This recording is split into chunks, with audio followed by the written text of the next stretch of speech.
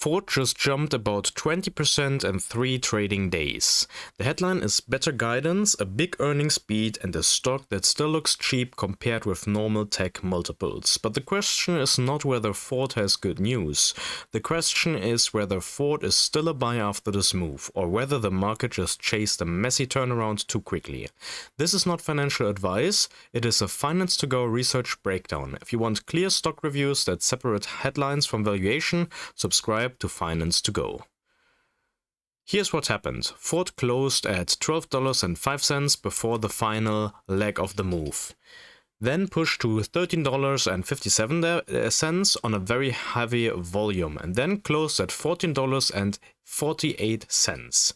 That completed a little over a 20% move in 3 trading days. The core reason was a profit outlook re-rating after Q1. Ford reported about $43.3 billion of revenue, adjusted EPS around 66 cents, and raised its 2026 adjusted EBIT outlook to $8.5 to $10.5 billion. What does the company do? Ford builds and finances trucks, SUVs, commercial vehicles, hybrids, EVs, parts and services. The business is cyclical, which means small changes in pricing, costs, volumes and guidance can create a huge change in earnings expectations. That is why a raised EBIT outlook can move Ford stock so much. The headline is that Ford raised guidance and the market rewarded the stock. The reality is more complicated. The good news is real. Revenue beat, adjusted EPS beat, and the full year adjusted EBIT guide moved higher. But the quality of that improvement matters because roughly $1.3 billion of Q1 adjusted EBIT came from a one-time tariff-related benefit.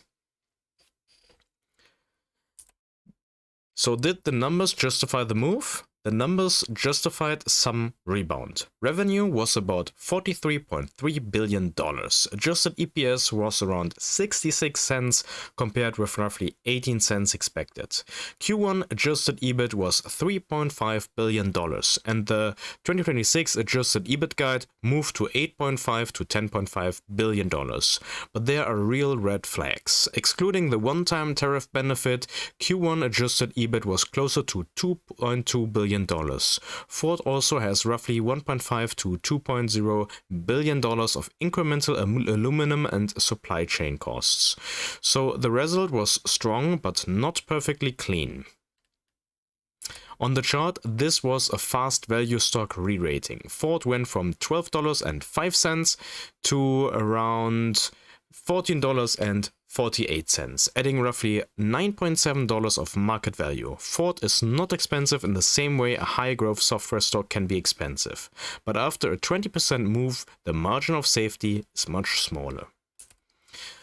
For valuation, the fair value discussion sits around $11 to $13, with the more interesting buy zone discussion below roughly $10 to $11. At $14.48, the stock is above that range. The market is assuming the raised EBIT guidance is durable. The one-time benefit does not hide weaker operations, and the cost pressures fade.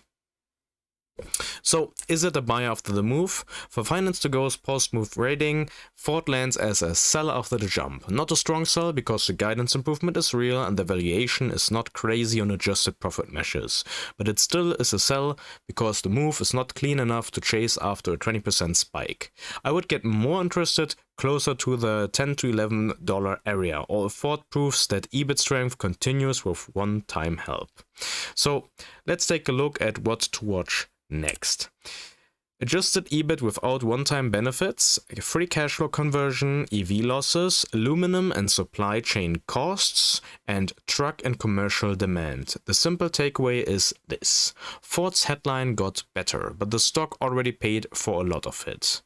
Tell me in the comments, was Ford's 20% move justified or did the market overreact? Subscribe to FinanceToGo for more big mover breakdowns. Again, this is educational content only, no financial advice.